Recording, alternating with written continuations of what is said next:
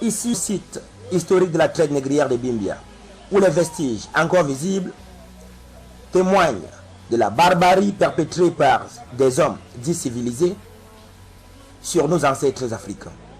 Voilà la souffrance qu'ils ont vécue jusque-là. Et après, ils sont retrouvés sous les cales des bateaux, enchaînés dans le nouveau monde. Nous faisons ce périple en guise de pèlerinage pour leur rendre hommage.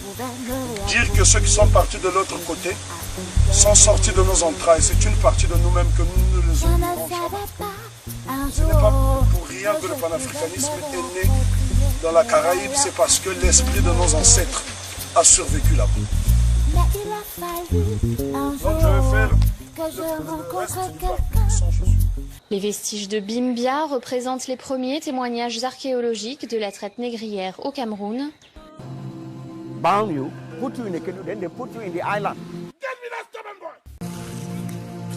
Pour en savoir davantage sur ce marché des esclaves, Sa Majesté Tayou II Marcel, chef du groupement Bango, nous situe sur le contexte historique de ce marché. Selon l'histoire du site, il y a deux sites. Il y a un site sur le marché.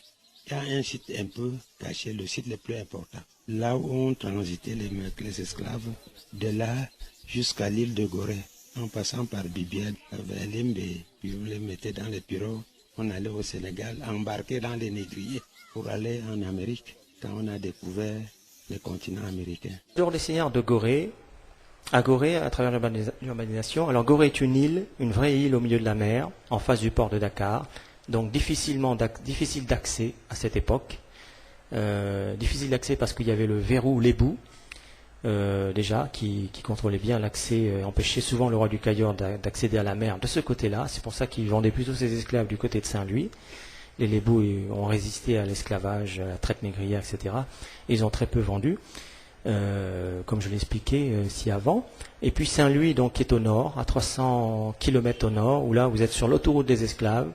Les esclaves étaient vendus par des grossistes en esclaves qui étaient dans le royaume du Foula, donc, et dans le Bambouk. Donc il fallait 15 jours, un mois de navigation pour aller remonter le fleuve jusqu'aux grossistes. Et puis tout le long, vous aviez les tribus Traza et Brakna qui vendaient aussi des esclaves. Donc sociologiquement, c'est pas tout à fait la même population. Néanmoins, on peut dire qu'il y a une certaine résistance des habitants de Saint-Louis, qui étaient issus en grande partie de captifs d'occasion rachetés par des maîtres nègres musulmans et par des signiards de Saint-Louis. Et paradoxalement, même si Saint-Louis a été le point de départ de beaucoup d'esclaves, c'était un endroit où beaucoup de fugitifs venaient se cacher sur l'île de Ndar, ce qui explique que les gouverneurs français et anglais voulaient régulièrement faire des recensements pour savoir qui était qui, et à chaque fois ça suscitait des émeutes. Ils ont dû y renoncer. Parce que l'idée, c'était bien sûr de faire le tri entre ceux qui étaient des captifs en fuite et ceux qui n'en étaient pas. Voilà, Gorée, quant à Gorée, ma foi, bon, vous avez entre 1150 et 3000 esclaves qui sont partis de Gorée en un siècle et demi. La moitié d'entre eux, c'était des prisonniers, des soldats du roi du Cayor, faits prisonniers par les Lébous quand ce dernier attaquait le Dakar, les environs de Dakar. Et puis le reste, bon, l'origine est incertaine, mais on trouve entre 1500 et environ 3000 en un siècle et demi. Donc ça n'a jamais évidemment été la porte de l'esclavage comme vous le savez maintenant souvent. C'est plutôt Saint-Louis, l'autoroute des esclaves, et la Gambie aussi, qui est une seconde autoroute des esclaves, si j'ose dire. Voilà. Voilà Saint-Louis. Donc Saint-Louis, pendant tout le XVIIIe siècle, puisqu'on a quitté le XVIIe siècle, c'est fini, il n'y a plus de signares sur la petite côte. Elles ont migré à Gorée et peut-être quelques-unes à Saint-Louis, c'est peu probable, mais surtout Gorée. C'est juste un fort avec des cases autour. Ce n'est pas un vrai village africain, puisqu'il n'y a pas de pâturage, donc il faut faire venir l'alimentation du continent. Hein. Bon, c'est pas très loin, il suffit de traverser le fleuve. Voilà, donc Saint-Louis, vous avez la carte de Saint-Louis ici, dans le nord Sénégal. Pendant cette période, il y avait des guerres de tribus du Vidon. Et la tribu qui rapportait la guerre avait plus d'esclaves. Et ces esclaves sont vendus aux Blancs.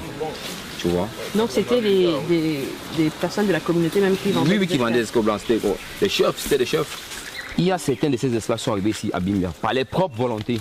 Comment ils sont arrivés par leur propre volonté? Parce que ces blancs allaient faire croire aux chefs qu'ils avaient besoin des employés. Et lorsqu'ils amenaient donc les noirs ici, ils travaillaient mais ils ne trouvaient pas de quoi nourrir les familles. Ils ne pouvaient plus rentrer chez eux. Et lorsqu'ils voulaient rentrer, donc, on les arrêtait, on disait qu'ils sont des récalcitrants. Ils étaient donc enchaînés ici.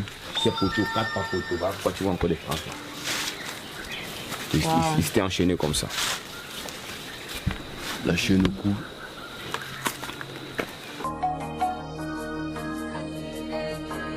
Le parcours de cette route des esclaves, où ont péri des milliers d'Africains, pendant que d'autres étaient embarqués comme esclaves sous d'autres cieux. Bimbi sera notre guide. Bienvenue à Bimbia. Merci. Et moi d'abord c'est Bimbi. Parce que Bimbi avait juste dit les gens de Bimbi. Ça rime. Ils boivent l'eau. Mangeois et abreuvoirs. Et ils se mettent à l'aise.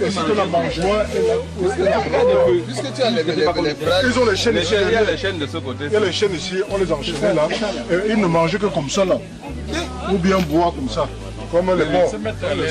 Oui, comme les porcs. Les poulets. C'est une sorte de poulailler. Les chaînes. Ils mangeaient avec les chaînes. Oui, dans les chaînes là-bas.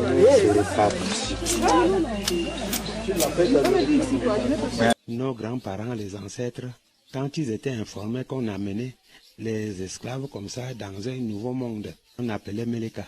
Vous savez, à ce moment-là, il n'y avait pas l'école. Dans le temps, c'était un commerce où les grands notables et les chefs étaient beaucoup impliqués. Quand vous commettez certaines fautes, au lieu de vous enterrer vivant et tout, comme il y avait déjà l'esclavagisme, on vous arrêtait, on vendait. Et les gens aussi, par vengeance, attrapaient aussi les princes et allaient vendre. Sur le site du marché discret, situé non loin de la chefferie supérieure Bangou, un site plein d'histoires, à savoir le marché des esclaves.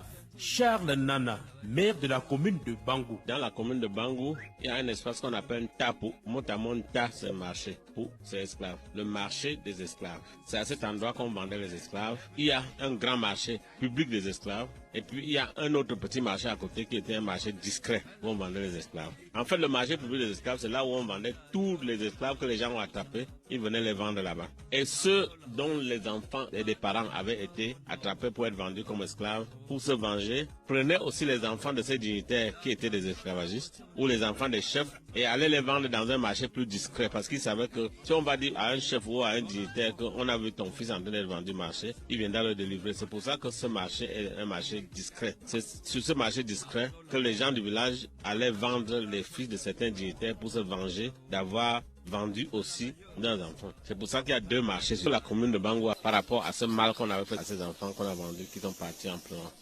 Sur les traces de leurs descendants à Bangou, on peut se réjouir qu'au niveau de Pointe-à-Pitre, en Guadeloupe, un arrière-petit-fils est maire et porte fièrement le nom du groupement, à savoir Jacques Bangou. Charles Nana, maire de Bangou. Pour le moment, nous envisageons de faire un voyage à Pointe-à-Pitre pour rencontrer ce fils. Mais je voulais dire que la première chose que nous voulons faire, c'est que les dignitaires de Bangou ont estimé que ces enfants que nous avions vendus, nos petits-enfants qu'on avait vendus, qui étaient partis en pleurant, ils vont organiser une cérémonie d'expiation. Et même des gens qui sont venus de Guadeloupe. J'ai eu la chance que quelqu'un de Guadeloupe nous a raconté que à Guadeloupe, c'est un Bangou qui est le maire là-bas. Et ils sont descendants des esclaves. Et celui-là s'appelle même Bangou. Nous allons organiser un culte œcuménique. Puisque leurs descendants là-bas, ils appartiennent à des diverses religions. Et tout, et puis au cours desquels on va inviter les autorités saintes ambassadeurs concernés pour faire un culte œcuménique, demander pardon, demander la bénédiction à leur mémoire. Ils partaient pleurant, puisqu'avec les bains ligotés, personne ne voulait quitter sa famille. Or, nous nous disons à un moment que la malédiction qu'ils nous ont laissée en partant, parfois ça nous gêne, ça nous freine. Et pour cette raison, comme tout Bamileke croit à la fatalité, à la malédiction, c'est justement parce qu'il y a un lien entre la mémoire, l'histoire et le terroir.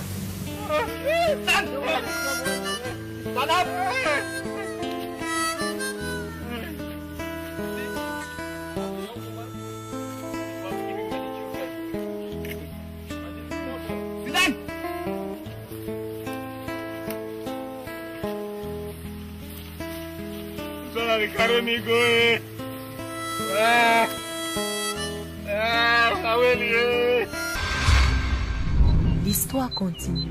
Une tragédie longtemps effacée.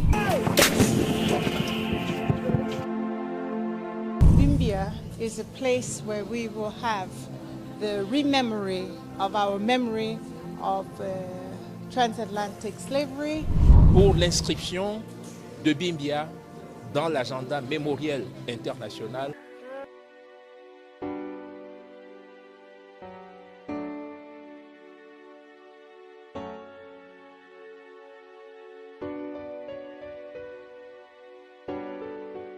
Il s'est réellement passé quelque chose à Bimbia.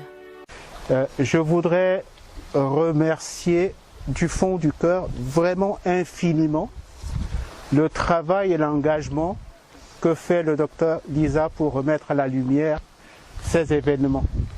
C'est quelque chose d'important, à la fois pour connaître notre histoire, et puis surtout pour dissiper le malentendu, un certain malentendu qui peut exister parfois par rapport au rôle qu'aurait pu jouer l'Afrique ou des Africains dans cette période triste et par rapport aux relations que nous, les Africains, venant d'Afrique, pouvons avoir avec nos frères de la diaspora, que nous les rencontrions en Afrique ou en Europe. Il y a parfois un malentendu entre nous et eux qui vient du fait que, pour de diverses raisons qui sont souvent infondées, ils ont été conduits à imputer la responsabilité de leurs conditions principalement aux Africains.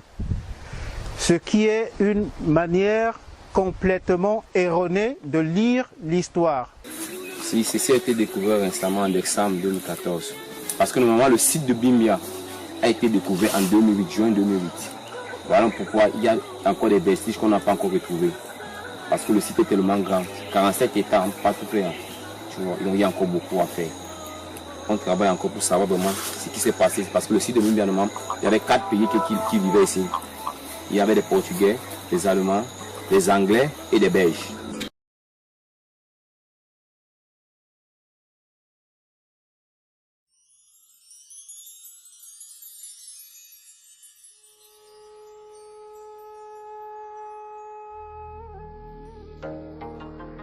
À Bimbia, un village de la commune de Limbé qui fut autrefois la plaque tournante de la traite d'esclaves au Cameroun.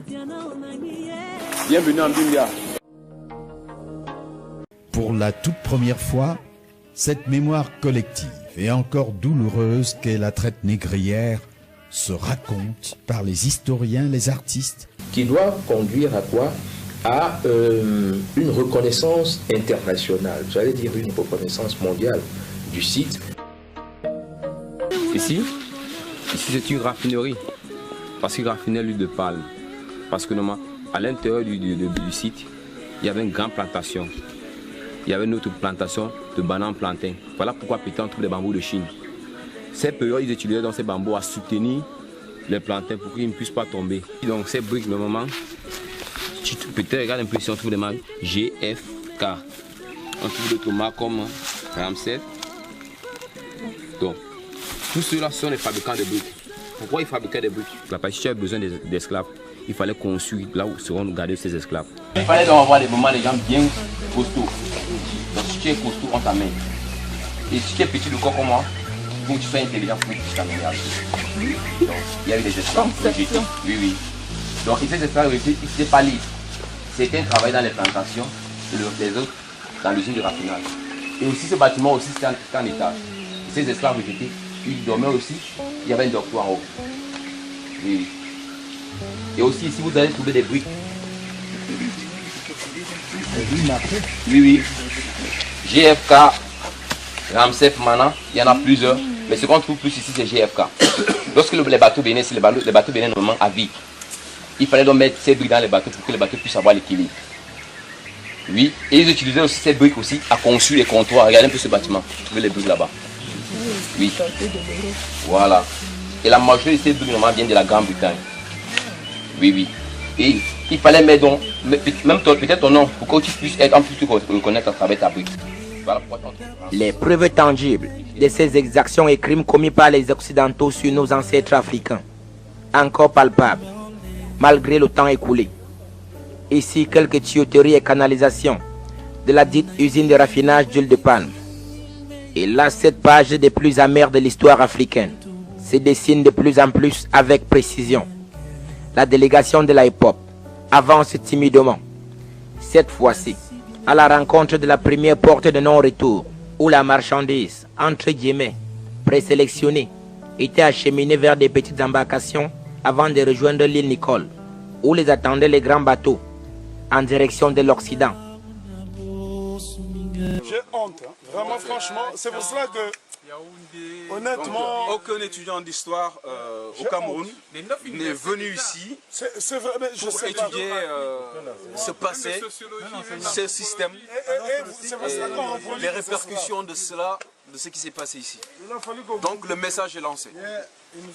L'amicale des enseignants originaires de la région de l'Ouest, visiblement beaucoup de consternation au sein de cette délégation. Donc cet endroit, ça s'est un peu désagrégé, détérioré à cause de deux choses principalement. Parce que nous sommes dans le coin de une zone volcanique, avec les vibrations sismiques. Ça a un peu déboulonné ou brisé certaines pierres. Mais aussi à cause aussi des racines des arbres qui ont poussé un peu partout et qui ont fait tomber majoritairement la structure. Donc elle était là pour surplomber un tout petit peu la baie, pour avoir une vision sur les navires qui venaient. Et ils pouvaient facilement faire leur business. Mais en tout cas, cet établissement était en étage et c'était l'administration véritablement qui contrôlait le site. Et lorsqu'on les mettait les chaînes au cou, donc il y a donc un évêque, Barthélemy de la Sanza. C'est lui qui propose au pape qu'il faut qu'on laisse les Indiens libres parce qu'ils sont des êtres humains. Mais ce qu'il les donne en échange, c'était l'Afrique. Parce que les Africains ne sont pas des êtres humains. Oui, c'est l'évêque qui propose au pape. On pouvait venir chez papa, on kidnappe sa famille, sa femme, ses enfants, sa belle famille, sa maman, on les met dans un bateau. On lui demande d'amener 1000 personnes pour faire le plein de ce bateau, il aurait sa famille. Mais tu sais comment on le fait après? Il fait le plein de ce bateau et lui-même, on l'amène à bord. Donc on lui demande, va chercher ta famille. Lorsqu'il entre, le bateau l'amène. Vous savez, ce qui nous fait comprendre qu'il n'y avait pas d'entente entre les Africains et les Européens. Et là, lorsqu'ils arrivent donc, ils trouvent l'Afrique est bien organisée. Tu vois, ils ont créé ce qu'on appelle aujourd'hui la guerre de Toulouse. Et voilà pourquoi le Cameroun a été le pays le plus touché pendant la fête. Nous allons corriger la falsification. On parle de historique slave trade market, c'est-à-dire marché historique des esclaves. Donc, puisque nous sommes censés vendre, donc si nous avons vendu, ces édifices devaient être construits par nous. Les locataires venaient avec leurs bateaux et ils achetaient. Et ces structures et les pierres aussi qui sont là démontrent aussi qu'en fait que ce lieu, c'était aussi un lieu où ils étaient utilisés pour fabriquer à la fois ces pierres, mais aussi tout ce qui pouvait servir à maintenir la barbarie ici, le système ici. Donc ils attachaient tout au long et ils mangeaient pieds et mains liés, aussi bien les hommes que les femmes ou aussi probablement les enfants. Combien d'ennemis on a? Tu vois? Voilà pourquoi on a été les plus touchés. Et certains de ces esclaves aussi ont été trompés. Ils sont venus ici par leur propre volonté. Parce qu'on les a fait comprendre qu'il y avait du travail. Et lorsqu'ils arrivaient ici, ils voyaient des plantations. Mais alors que derrière les plantations, il y avait un autre grand marché. Ces chefs se faisaient capturer. Et vous savez pourquoi? Si tu es mon ami, je prends les gens chez toi et je dis ils vont bien, ils se portent bien. Et que tu arrives, tu découvres que ce que je te disais, c'était faux. Si je te laisse libre, que tu rentres, tu vois que demain, s'il vient, tu vas encore me donner la marchandise. Jamais. Donc il faut capturer le chef. Et maintenant, aller dire à la population du village que le chef a demandé qu'il soit remplacé, il se porte bien. On l'a amené en Europe pour qu'il puisse être éduqué. Tu vois? C'est ici, sur la côte camerounaise, que leurs ancêtres furent enchaînés, vendus puis envoyés vers le Nouveau Monde. Selon de récentes études américaines, ils sont plus de 8000 Afro-Américains à avoir identifié leur origine camerounaise grâce à des analyses ADN. De quoi faire revivre la mémoire oubliée du port négrier de Bimbia. On les faisait sortir pas comme ça. Et lorsque la marine était haute, elle arrivait jusqu'à ce niveau en haut là. Wow. Donc ils utilisaient des petits pirogues. pour les embarquer jusqu'à l'île. Ah, d'accord. Oui, oui. Parce que normalement, le bateau a costé à l'île. Il disait que cette île qu'on a en face a été dénommée l'île Nicole. En hommage à un capitaine allemand qui a pour récompense pour, disons, bon client. Quand tu dis en hommage, n'empêche que cet hommage qui était rendu à ce client qui venait régulièrement, nous-mêmes, on lui rend hommage toujours, puisqu'on continue à donner le nom en hommage à... C'est le même hommage qui continue. Hein. On rappelle que c'est en hommage de lui. En gardant le même nom, c'est que nous aussi, on rend hommage. Absolument. Donc on peut dire qu'il a été consacré, le nom qu'on a donné. Oui, c'est ce qu'il a dit.